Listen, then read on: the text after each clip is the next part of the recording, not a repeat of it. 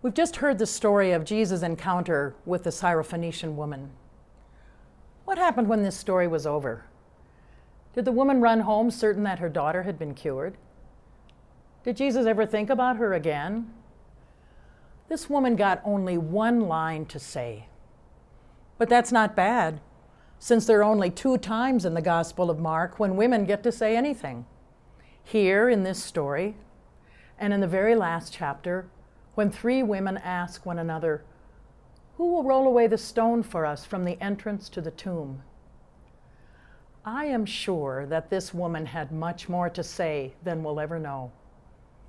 So I want to give her a chance to say a bit more to us today. No, I'm not going to put on a shawl or carry a water jug. This isn't acting, but imaginative listening. Or if we were Jewish, we might call this midrash, to fill in the gaps in the story. I want us to hear this woman because she is not past tense. She comes again in every generation. She's a Palestinian woman with her sick daughter waiting endlessly at an Israeli checkpoint. An African-American mother praying that her teenage son will come home safely. She's a transgender woman pleading that no one will beat her up. A poor woman, undocumented, afraid to take her daughter to the emergency room. Can we hear her now? I wasn't sure what I would say if I found Jesus that day. I'd only heard that he was a healer, and somebody said he had come north to Tyre. It wasn't easy to find him, and I'm sure he wanted a place to rest, a kind of retreat. But when you're desperate enough, you don't worry about the rules or privacy or propriety or customs or difference or anything. Maybe Jesus was tired, but did he have to be so rude, so sexist and racist and uppity? I knew I wasn't one of his people. You've heard the story. Mark says I was a Gentile. Well, that would have been enough. But then he added that I was Syrophoenician by origin. Well, that was a mouthful. Well, of course I was Syrophoenician. Jesus shouldn't have been surprised to meet a Syrophoenician woman in Tyre. That was my home. That's where I lived.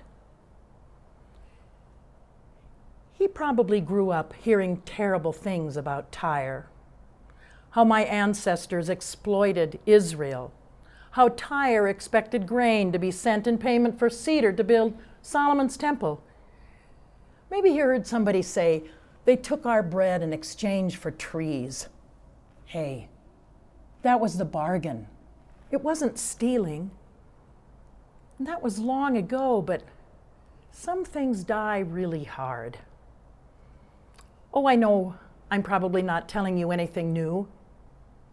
Maybe you remember Ezekiel, or maybe you don't.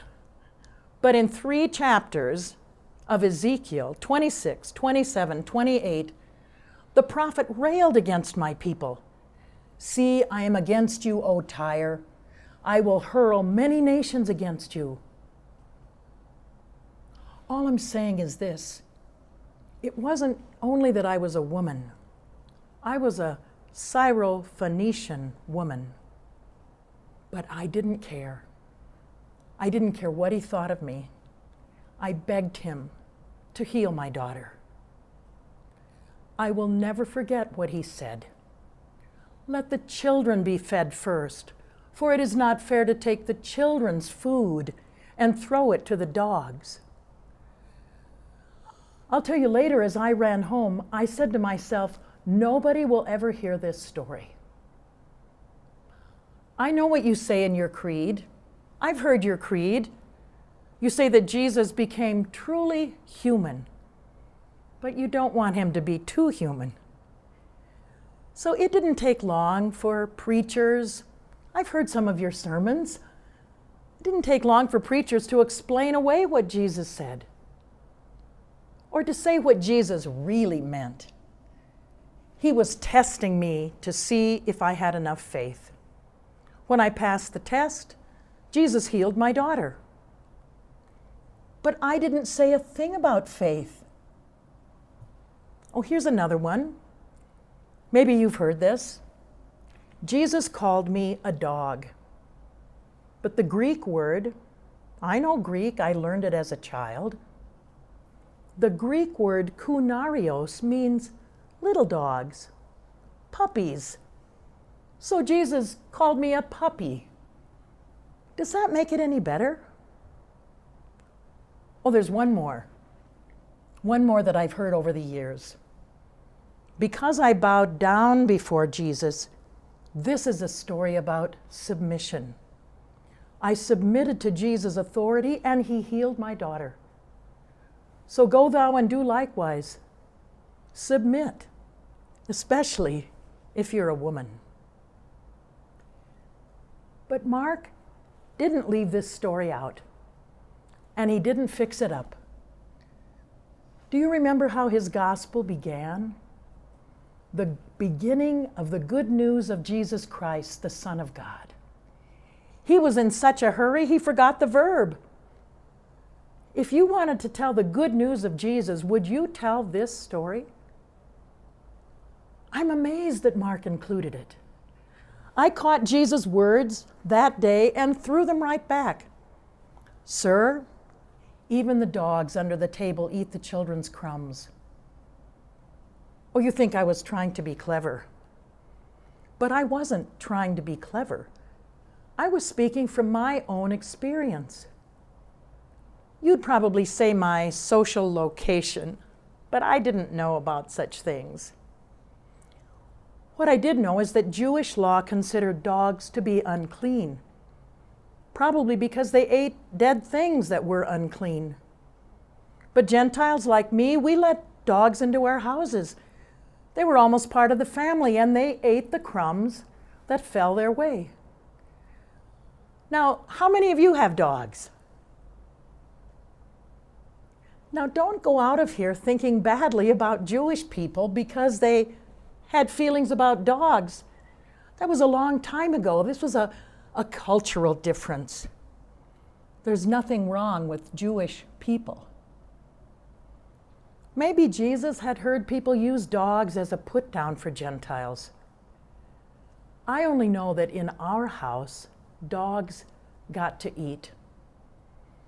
I know that sometimes my daughter dropped more than a few crumbs on purpose. Here's what I was saying to Jesus. We feed the dogs, and you should feed my daughter. You should heal her. Jesus handed me a put-down, and I tossed him a metaphor of inclusion. For saying that, you may go, Jesus said. For saying what? Not a word about faith or conversion. Here's what I think he heard. He heard me speaking the truth. The children had been fed first. I'd heard about it way up in Tyre. 5,000 people fed on the hillside, 12 baskets of food left over. Surely there's enough for my daughter. For saying that, you may go, he said. And his tone was completely different. The demon has left your daughter. I don't want to brag, but I think this was a turning point in Jesus' ministry. I know many of you say it was Peter's confession in chapter 8. Is it just because Mark has 16 chapters and chapter 8 is in the middle? Here's what I'm saying. My encounter with Jesus changed both of us. Jesus was converted that day to a larger vision of the commonwealth of God. I like to think that I was his teacher. Maybe I sound more uppity than Jesus, but it isn't just me. This is the way Mark tells the story. In the very next chapter after my story, there's another feeding story, and 4,000 people are fed. After everyone had eaten, there were 7 baskets left over. 7, the number of wholeness, completeness, a number that means all the nations. Mark has placed my encounter with Jesus between these two feeding stories, one with 12 baskets left over for the people of Israel, and the other with 7 baskets left over for the nations. That second story is for most of us, Gentiles like me. I'm looking out at you, and there may be something that you really need in your own life, that you're longing to be fed. I also hope that I'm a source of real vision for women who are still waiting for crumbs from ecclesiastical tables ever since my story was told. Oh, I did run home that day. I ran so fast, and my daughter was lying in bed completely well. And then I hugged her until my arms ached. After that, I went to the neighbors and invited them to come over for a celebration. But I wanted so much for my daughter to meet Jesus. So we went off to see if we could find him. It took us a while. We finally caught up with him in the midst of that huge crowd that I told you about just before. There were 4,000 people by police estimates. I didn't want to make a fuss. But when Jesus saw us sitting there, he came over and he bent down in front of us. "Thank you," he said to me. Then he took a loaf of bread. He only had 7, but he took a loaf of bread and gave half to my daughter and the other half to me. "You deserve more than crumbs." That's what he said. That's what he says to each of you today, no matter what you're going through, no matter what you think you don't deserve. You deserve more than crumbs.